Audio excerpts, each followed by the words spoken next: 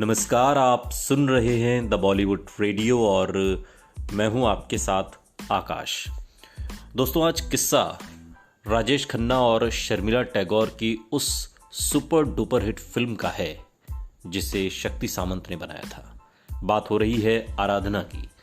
आराधना जिसकी शुरुआत होती है वर्तमान से, जब जज साहब हत्या की आरोपी वंदना यानी कि शर्मिला टैगोर को आजीवन कारावास की सजा सुनाते हैं और फिर वहां से उसे जेल भेज दिया जाता है। जेल में वो अपनी खिड़की पर लगी सलाखों की ओर देखती है और उसे पुरानी बातें ताज़ा हो जाती हैं। फिल्म अब अतीत में जाती है और एयरफोर्स का पायलट अरुण वर्मा यानी कि राजेश खन्ना अपने दोस्त मदन वर्मा यानी कि सुजीत कुमार की तबीयत की जांच करवाने के लिए वंदना के पिता डॉक्टर गोपाल त्रिपाठी यानी कि पहाड़ी सान्याल को लेने उनके घर पर आता है, जो गलती से वंदना उस पर बाल्टी का पानी फेंक देती है और वहीं से उनकी दोस्ती शुरू होती है। दोनों एक दूसरे के लिए इतने उत्सुक हैं कि किसी को बिना बताए मंदिर में शादी रचाते हैं और शादी संपन्न कर लेते हैं। लेकिन एक हवाई जहाज दुर्घटना में अरुण की अचानक से मौत हो जाती है और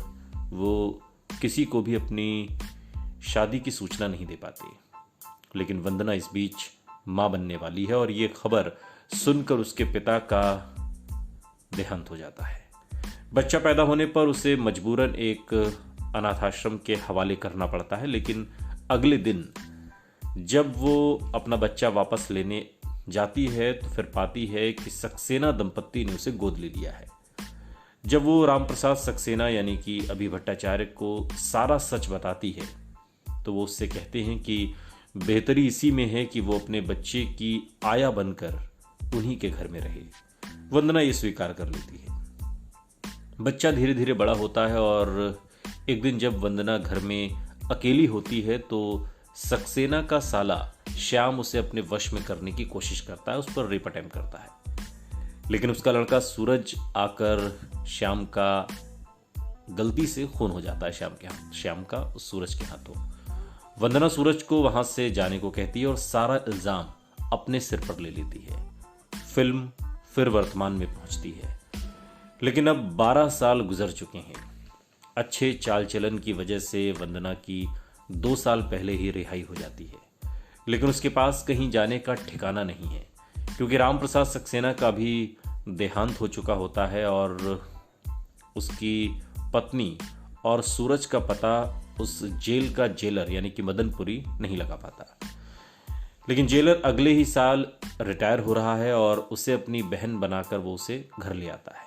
वहाँ पहले से ही जेलर की बेटी रेनू यानी कि फरीदा जलाल, सूरज प्रसाद सक्सेना यानी कि जो राजेश खन्ना का बेटा होता है, राजेश खन्ना का डुप्लीकेट का मतलब डबल रोल है राजेश खन्ना का इसमें, और जो कि एयरफोर्स में पायलट है, उसके प्यार में रेनू है यानी कि फरीदा जलाल है और जल्दी ही दोनों शादी भी तय कर लेते हैं और एक तरीके से रामप्रसाद सक्सेना की पत्नी वंदना को लेकिन वो पहचान लेती है। लेकिन वंदना के अनुरोध करने पर किसी से उसका राज न बताने का वचन देती है और तभी जंग छिड़ जाती है। सूरज जंग में घायल हो जाता है और जब वंदना उसे देखने अस्पताल जाती है तो उसकी मुलाकात मदन वर्मा से होती है। वही मदन वर्मा जो कभी राजेश खन्ना का दोस्त हुआ करता था यानी कि वंदना के पति का दोस्त। सूरज को वीरता पुरस्कार से सम्मानित किया जाना होता है और जब वो समारोह के लिए रेनू को ले जाने के लिए उसके घर जाता है तो रेनू उसके ऊपर पानी फेंक देती है। जब वंदना सूरज के कपड़ों में इस्त्री कर उसको सुखाने जाती है तो सूरज को अचानक वंदना के कमरे में पड़ी किताब से पुरानी तस्वीरें मिलती हैं जिसमें वंदना और अरुण के विवाह और वंदना और उसके बचपन की सूरज की तस्वीरें भी होती हैं। सूरज वंदना को भी अपने साथ समारोह में ले जाता है और वहां कहता है कि वो पदक वंदना के हाथ से ही पहनेगा। माँ बेटे दोनों आपस में मिल जाते हैं और इस तरीके से एक खूबसूरत एंड की तरफ ये फिल्म आगे कदम बढ़ा देती है। फिल्म में जाहिर तौर पर शर्मिला टैगोर और राजेश खन्ना, सुजीत कुमार, फरीदा जलाल मेन रोल में, लेकिन इसमें एक और बात है जो आपको तलाशनी है। फिल्म में सुभाष घई भी हैं जो बाद में जाने माने फिल्म डायरेक्टर बने। अब वो आपको पहचानना है कि सुभाष घई का इस फिल्म में क्या किरदार है।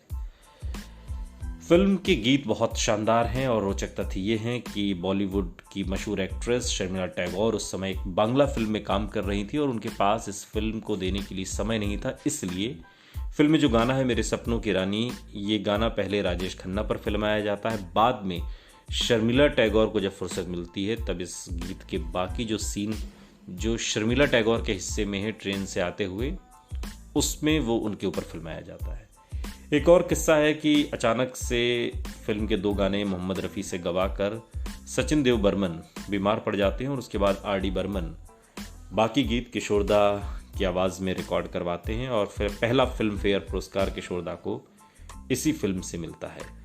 फिल्म में सर्वश्रेष्ठ फिल्म फेयर का एक्ट्रेस का अवार्ड शर्मिला टैगोर, सर्वश्रेष्ठ फिल्म पुरस्कार फिल्म फेयर का शक्ति सामंत को, सर्वश्रेष्ठ प्लेबैक सिंगर का film fair award Kishore Kumar को रूप तेरा मस्ताना के लिए मिला है। और हाँ, वो सुभाष घई का फिल्म में कौन सा किरदार है, ये अगर आपने फिल्म देखी होगी तो आपको शायद ही पहचान में आए। अगर आप पहचानते हैं तो कमेंट बॉक्स में ज़रूर बताइएगा। सुनते रहिए द बॉलीवुड रेडियो, सुनता है सारा इंडिया।